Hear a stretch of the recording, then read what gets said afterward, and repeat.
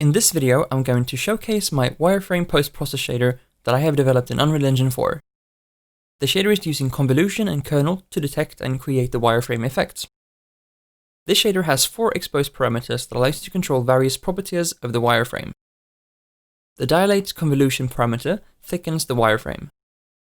The fade parameter determines the distance at which the edge detection will stop calculating and fade out.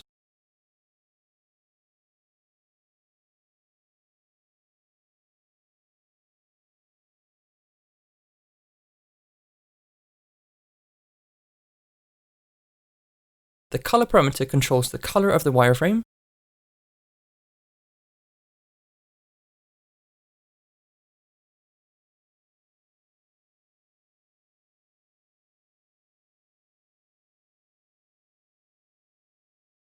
The invert colors parameter will turn the black background into a white background.